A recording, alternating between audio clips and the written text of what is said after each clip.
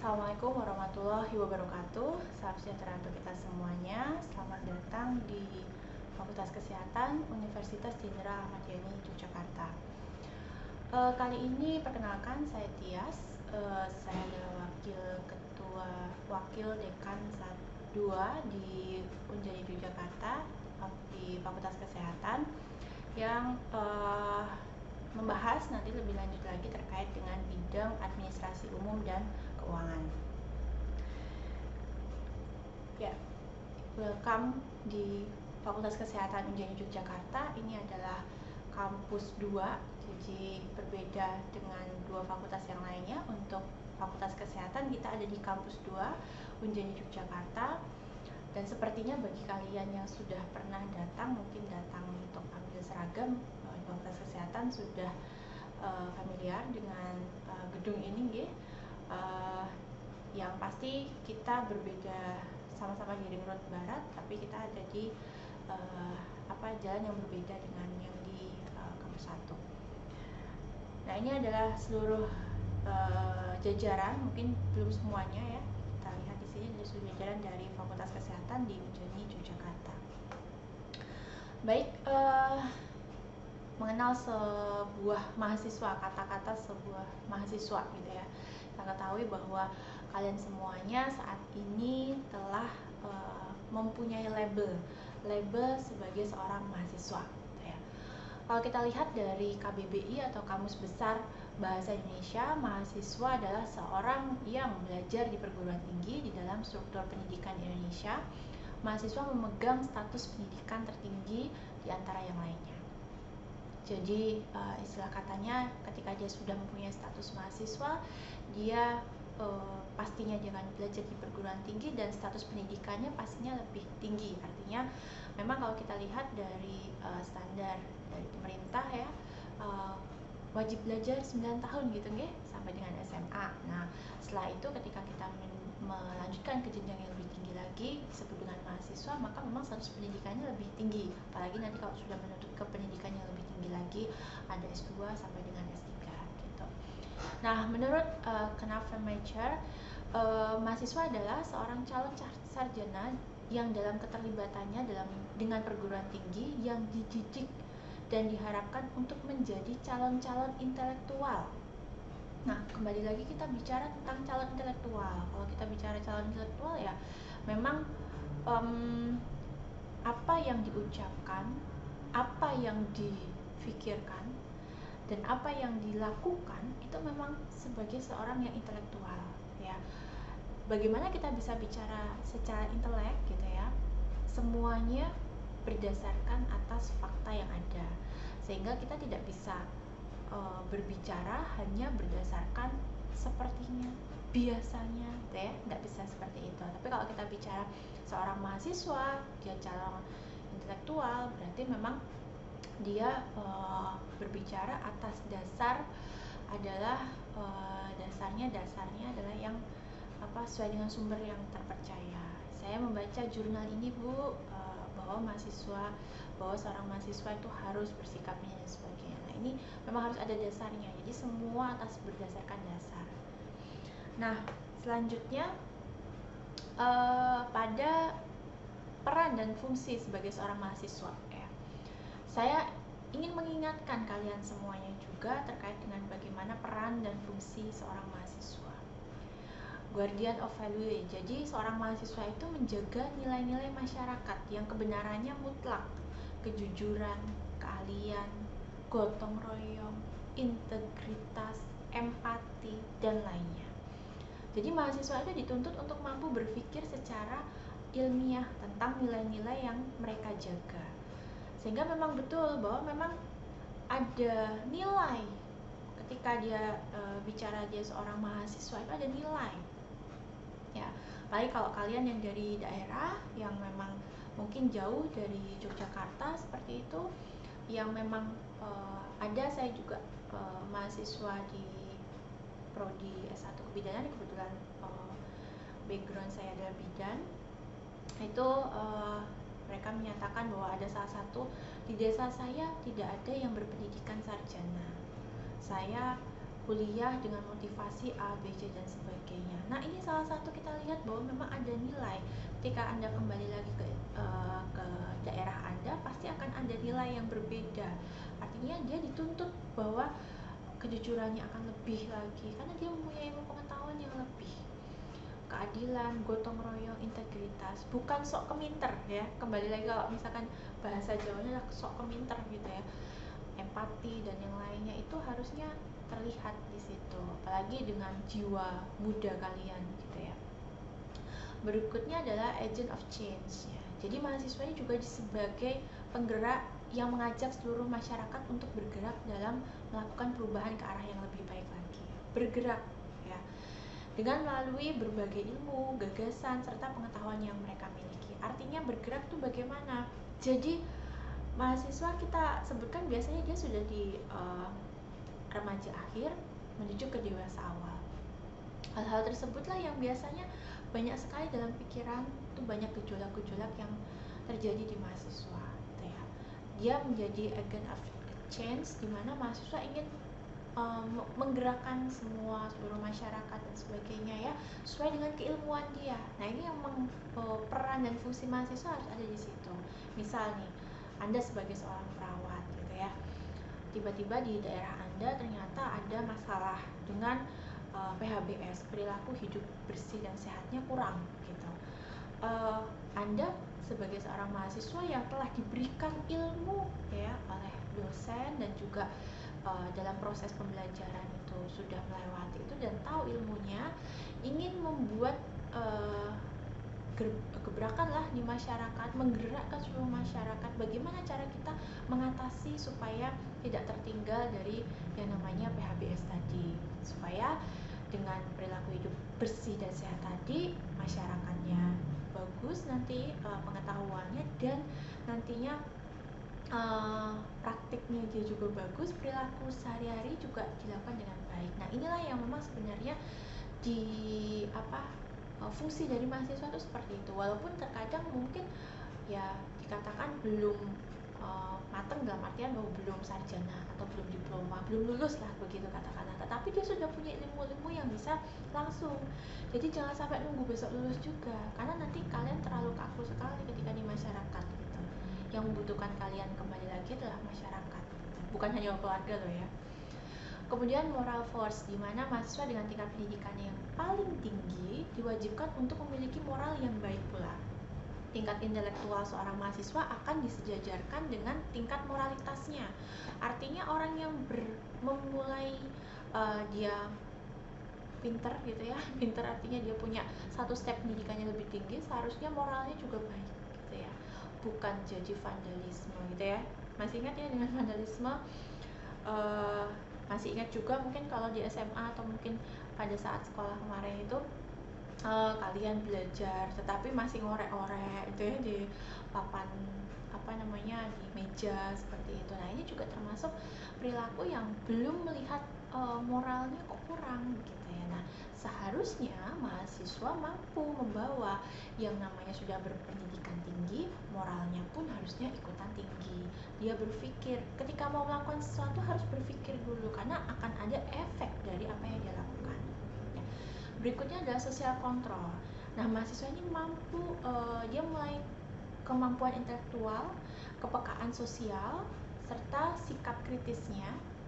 Diharapkan mahasiswa mampu menjadi pengontrol sebuah kehidupan sosial pada masyarakat dengan cara memberikan saran, kritik, dan solusi untuk permasalahan sosial masyarakat maupun bangsa. Jadi memang hal-hal ini yang diharapkan itu memang keep in touch dengan masyarakat langsung itu sangat diharapkan sebagai seorang mahasiswa. Baik, lanjutnya ada pertanyaan saya juga, apa sih sebenarnya motivasi Anda untuk kuliah? Bisa buat diri sendiri, orang tua, lingkungan, maupun pasangan loh ya. Oh, aku pengen jadi seorang perawat, aku pengen menjadi seorang perekam medis misalnya gitu. Nah, hal ini memang yang akan memotivasi kita ketika belajar. Ya, saya pernah melakukan penelitian, ada karena saya prodi kebidanan ya, saya bidan. saya pernah melakukan penelitian bahwa memang seorang wanita itu pasti akan mengalami premenstrual syndrome. Nah, saya coba cek bagaimana mereka bisa mengatasi permasalahan PMS mereka ketika mereka sedang belajar. Motivasi utama itu ada, ternyata jatuhnya nilai-nilai mereka tetap bagus. Ternyata semua itu didukung dengan motivasi. Nah, motivasinya dari siapa? Ada yang dari orang tua, ada yang diri sendiri. Kenapa? Karena saya kalau setelah ini saya mau kerja, karena setelah itu kerja itu saya kan benar-benar ya besok saya kan mau bagaimana juga saya harus survive. Ada yang seperti itu. Ada yang lingkungan. Kenapa? Karena selingkuhnya keluarganya banyak yang dari kesehatan misalnya seperti itu, sehingga membawa ritme bahwa dia harus lulus, kemudian dia punya jiwa sosialnya. Kalau orang kesehatan itu banyaknya ke arah jiwa sosial. Kemudian pasangan gitu ya, misalkan pasangannya dokter nih, pacarnya dokter nih, aku mau jadi perawat deh gitu ya, atau mungkin memang ada hal yang lainnya lagi, tapi ini yang paling kuat biasanya yang bisa memotivasi untuk kuliah. Nah, justru motivasi inilah jangan sampai membuat luntur ketika nanti kuliah, karena akan ada hubungannya. Kenapa saya harus bicara ini di depan ketika nanti kita bicara soal keuangan? Karena jangan sampai Anda nanti lulus tidak tepat waktu gitu ya. Kenapa? Karena pasangan saya belum lulus gitu. Itu bukan solutif, bukan hal-hal yang solutif seperti ini. Jadi mohon sekali bahwa memang kalian semuanya motivasi Anda kuliah itu juga jangan lupa motivasi Anda untuk lulus. Siapa yang memotivasi Anda kuliah, ya dialah yang akan memotivasi Anda untuk lulus, seperti itu. Nah, selanjutnya tanyakan kepada diri Anda sendiri alasan menjadi seorang perawat, bidan, farmasis, perekam medis, ya, teknisi bank darah. Ya. Tanyakan alasannya, kenapa pengen jadi perawat? Mulai dari sekarang, stepnya sekarang, jangan sampai besok, ya, jangan sampai nanti aja gitu kan. Yang penting kuliah dulu, dapat kuliah bisa punya punya alasan untuk sibuk gitu ya. Salah. Waktu kita akan habis percuma ketika kita hanya dengan alasan yang penting ada kesibukan. Nah, kamu harus tahu bahwa ketika kamu melangkah, step pertama ketika kamu melangkah ke Unja di Yogyakarta adalah step dimana kamu ingin menjadi apa, itu sudah ada. Jadi ketika kamu menjalankan perkuliahan, ya kamu memang punya inginan untuk lulus dan menjadi perawat, bidan, farmasis, ya, perekam medis, dan juga teknisi bank darah. Yang sudah difikirkan kalau jadi teknisi bank darah, saya akan kerja di PMI, saya akan kerja di rumah sakit yang ada BDRS-nya. Jadi itu yang harus jadi motivasi. Bagaimana cara saya bisa menjadi seperti itu? Jangan dipikirkan nanti aja, nanti kan ada PNS, terus nanti saya belajar di sana. Enggak, itu pakai proses. Prosesnya sejak mahasiswa pun harus disiapkan. Karena butuh nilai yang bagus, betul? Tidak hanya butuh nilai yang bagus, tapi juga butuh praktis yang bagus. Anda juga ketika kenalan nanti dengan tempat Anda praktek gitu ya, paling tidak itu bisa menjadi awal mula kalian juga mengenal lahan kerjaan kalian nanti ke depan. Nah, saya akan perkenalkan setelah tadi kita lihat bagaimana motivasi Anda dan sebagainya, kita akan perkenalkan juga struktur di bidang 2. Saya sendiri di sini memiliki satu kabak, nanti ada kita kenal satu persatu ya. Kemudian ada KAUR umum, KAUR keuangan, KAUR Renggar, dan juga kepala TIK. TIK ini terkait dengan apalagi dengan daring sekarang, nanti kalian banyak berhubungan dengan dia. Mudah-mudahan tidak ya, karena memang mudah-mudahan jaringan semua dengan keadaan baik. Nah, saya sendiri sebagai wadah 2, kemudian ini Pak Hardi ya di Kabak UK ya, umum dan umum kepegawaian dan keuangan. Kemudian KAUR keuangan ini Bu Inari, kemudian KAUR kepegawaian ini Bu Afifin ya, kemudian KAUR Renggar, dan KTIK-nya adalah Pak untuk KTIK ini nanti kalian banyak bertemu mungkin ya kalau ada permasalahan, apalagi nanti kalau misalkan kalian ujian, kalau pas luring gitu ya, dia akan bertemu dengan Pak Deji di CBT, biasanya dia ada di laboratorium CBT. Nah, ini staf-staf kami di bidang 2 gitu ya, ada beberapa staf kami di bagian umum, kemudian nanti juga ada di bagian keuangan, bagian sekretariatan, kemudian juga ada di TIK.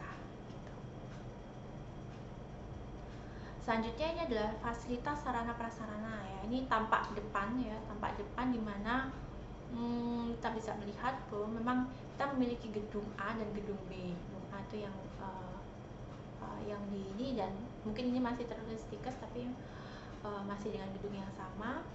Kemudian ini juga ada gedung B bagian belakang gitu ya. Itu untuk gedung B nanti lebih pada program studi, laboratorium gitu ya. Laboratorium sebagian besar kami ada di lantai 2 dan lantai 3. Paling banyak di lantai 3. Sebagian itu untuk laboratorium TBD, ada yang di lantai 2. Kemudian kalau untuk lantai 1 itu untuk prodi RMIK gitu ya. Jadi lantai 1 dan lantai 2 laboratorium komputernya ada di lantai 2. Nah, berikutnya fasilitas sarana dan prasarana. Kalau yang saya contohkan ini adalah contoh kalau kita ada kelas kecil. Jadi kami punya kelas kecil, itu kelas tutorial. Kemudian ada kelas sedang, itu ruang kelas biasa dengan kapasitas 60 siswa. Kemudian ada kelas besar, kapasitasnya untuk tanggung ya sekitar 100 siswa, sampai dengan kelas yang paling besar adalah 200, itu untuk berundang-undang, itu kami juga memiliki itu. Kemudian perpustakaan yang sangat representatif, kalian nanti juga akan diberikan video profile untuk yang terkait dengan perpustakaan, karena memang sangat nyaman sekali ada di perpustakaan. Kemudian kalian bisa belajar baik di dalam ya, misalkan di perpustakaan, maupun ada di luar, karena kami memiliki tempat-tempat yang Instagram mebel ya, artinya memang nyaman juga, bisa banyak diskusi juga ketika kita di luar. Berikutnya adalah fasilitas sarana prasarana yang lainnya adalah komputer. Itu adalah laboratorium komputer yang tadi kami punya 2, yang satu khusus untuk laboratorium komputernya gitu ya, 60 unit, dan yang di bawah yaitu laboratorium CBT, di mana memang laboratorium CBT ini yang kita biasanya gunakan untuk ujian. Jadi kita memang ujian dari tahun 2015 itu kita sudah menggunakan ujian by computerized. Jadi langsung nilainya bisa dilihat pada hari itu juga, sehingga kalau remet atau tidak itu akan kelihatan pada saat itu juga. Kemudian contoh dari laboratorium keperawatan gitu ya. Kemudian laboratorium kebidanan, salah satu contoh untuk aspiksi, manajemen aspiksi. Kemudian ini ada laboratorium untuk rekam medis gitu ya. Nah, berikutnya adalah fasilitas sarana prasarana. Berikutnya kita juga memiliki asrama. Mungkin kalian ada yang sebagian sudah mendaftar di asrama, yang satu kamarnya bisa berdua maupun bertiga. Kemudian sangat nyaman karena harganya juga cukup murah gitu ya. Kemudian di lantai dasar ini kita juga memfasilitasi adanya minimarket, kantin, nanti juga ada tempat untuk fotokopi dan jilid, dan biasanya juga untuk laundry. Kalau dulu kita ada UKM yang memang nantinya kita dapat hibah juga terkait dengan laundry. Ketika memang dia pas tidak jalan, biasanya bisa difasilitasi oleh asrama untuk cuci laundry di luar. Kemudian ini ada masjid yang memang kita bersamaan dengan warga juga, tetapi milik kita dan juga warga begitu. Yang membangun adalah dari institusi gitu ya, sehingga sangat nyaman juga ketika mau sholat, ketika mau langsung ke masjid pun ada di sini. Berikutnya jangan khawatir terkait dengan fasilitas yang ada. Kita juga memiliki SDM yang sangat mumpuni sekali. Standarisasinya juga baik ya, lulusan dari dalam maupun luar negeri untuk dosen ya. Kemudian dengan pendidikan yang cukup baik ya, S2 maupun S3. Dilanjutkan dengan tenaga dosen non dosen atau untuk administrasi juga kita dengan standar proporsinya adalah 1:29 sampai dengan 30 antara mahasiswa dengan non dosen, sehingga memang mahasiswa akan terlayani dengan cukup baik di Fakultas Kesehatan. Dan untuk laboran pun kami memiliki 10, mungkin akan bertambah berikutnya karena ada pelebaran terkait dengan laboratorium ya. Yang tadi saya katakan tersebar dari lantai 3, 2 maupun 1 seperti itu. Berikutnya terkait dengan kerjasama penunjang. Nah, kalau kuliah di Fakultas Kesehatan tentunya kita tidak hanya teori maupun praktikum, tapi juga lapangan. Nah, lapangan ini kita butuh kerjasama penunjang ya. Untuk kerjasama ini memang kita belum memiliki rumah sakit, tetapi kita sudah memiliki rumah sakit home base. Jadi kita ada satu rumah sakit home base yang dengan kapasitas cukup banyak ketika kita mempraktekkan mahasiswa di rumah sakit home base. Gitu. Ini contohnya home base kita, dan juga di sini home base ini bukan hanya rumah sakit tapi juga BPM atau PMB kalau sekarang ya. Untuk rumah sakit kita ada kerjasama sekitar 34 rumah sakit, kita ada kerjasama dengan RSJ juga, Panti Breda, Dinkes, pemerintahan terkait dengan Pemda, kemudian profesi, Poskesdes, PMI, kemudian TNI, kemudian desa binaan gitu ya untuk komunitas nanti, bisa juga dengan institusi pendidikan gitu ya, kemudian dan di sini juga ada yang di dalam negeri dan juga luar negeri gitu. Yang terakhir kita dengan Kanagawa University, sebelumnya kita ada kerjasama juga dengan Jepang, Thailand, kemudian Malaysia dan Australia. Cuman yang paling intens kita dengan Jepang saat ini. Dan untuk perpustakaan kita juga cukup banyak dan akan ada pertambahan lagi. Kenapa? Karena kalau misalkan dengan perpustakaan pun dengan bahan pustaka yang cukup yang ada di sini pun kita bisa share dengan perpustakaan yang lain. Jadi kalian sangat dimanjakan nanti dengan banyaknya literasi yang kalian bisa dapatkan seperti itu, baik dengan hard maupun dengan soft, karena memang kita juga dicukupkan di sini untuk wifi-nya. Gitu. Nah, selanjutnya setelah sarana prasarana kita akan bahas tentang teknik pembayaran biaya pendidikan. Nah, untuk teknik pembayaran biaya pendidikan kali ini, biaya yang ada untuk operasional dari Fakultas Kesehatan bisa dari mahasiswa, pemerintah, dan juga yayasan. Pemerintah dan yayasan berupa kalau yayasan terkait dengan support pembangunan dari institusi pendidikan kita ya. Kemudian kalau pemerintah terkait dengan hibah, kemudian juga beasiswa yang bisa diberikan kepada mahasiswa juga, baik mahasiswa maupun dosen. Kemudian untuk mahasiswa sendiri adalah bersumber dari pembiayaan SPP yang telah kalian ketahui sebelumnya pada saat kalian daftar di Unjani Yogyakarta gitu. Nah, pembayarannya kalau saya mengingatkan ya terkait dengan mahasiswa baru ini ada tahap 1, 2, dan 3. Pembayarannya sesuai dengan kertas yang memang tertera ketika kalian diterima ya. Bahwa yang pertama, registrasi pertama adalah sesuai dengan surat diterimanya Camamba. Nah, jadi kalau untuk Fakultas Kesehatan, khususnya untuk selain profesi nurse, pembayaran pertama adalah minimal 5 juta gitu ya, 1,5 juta, dan dimana untuk selain itu kalau untuk profesi nurse itu bisa sekitar 7,5 juta gitu. Nah, selanjutnya baru nanti tergantung prodi masing-masing karena kebutuhan dari masing-masing berbeda-beda gitu ya.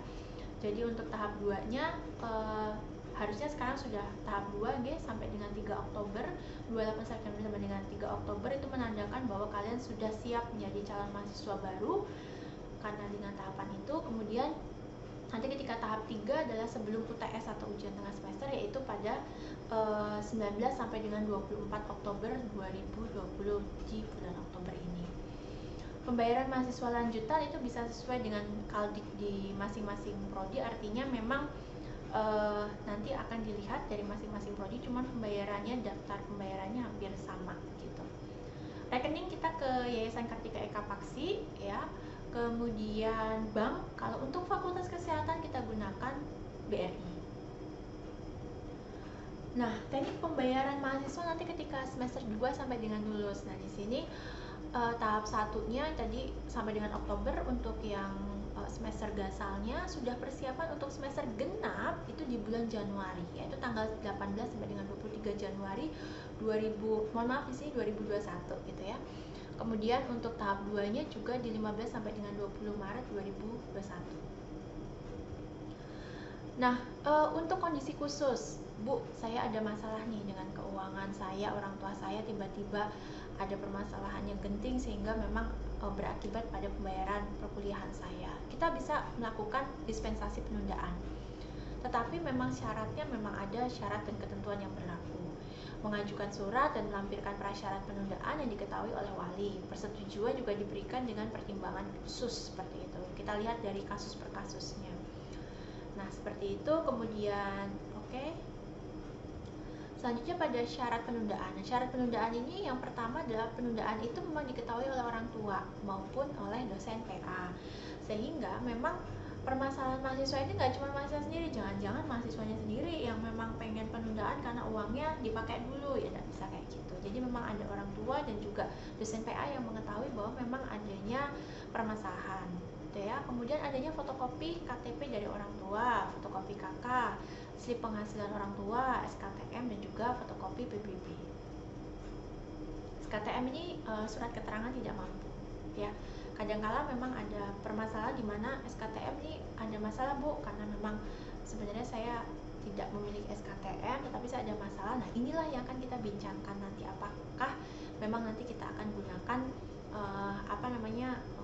lihat bagaimana permasalahan dari mahasiswa tersebut. Nah, yang perlu diketahui bahwa adanya biaya di luar ya, di luar yang tadi sudah jadi ketentuan kita bersama. Apa saja? Yang pertama, wisuda ya, jelas itu sudah dituliskan dalam surat ya, bahwa memang nanti ada wisuda yang memang di luar itu. Kemudian adanya uji ulang. Kalau uji ulang ini ya kalau memang kalian remet sekali itu biasanya free, gratis, tapi kalau ada lagi itu yang memang harus menjadi tanggung jawab kalian, supaya kalian juga ada efek jerahnya bahwa memang ini kuliah ini harus belajar gitu ya. Bagi mereka yang belajar insya Allah sesuai dengan standarnya insya Allah bisa. Kemudian semester pendek. Kalau semester pendek ini adalah ngulang ini ya, pembelajaran yang ada di semester panjang ternyata kok nilainya jelek ya, tidak lulus ya. Daripada besok ketika yudisium itu ternyata tidak lulus ya, kita ulang di semester pendek yang biasanya itu nanti di bulan Juni, Juli itu sudah masuk ke semester pendek. Nah, di situ nanti diatur gitu ya.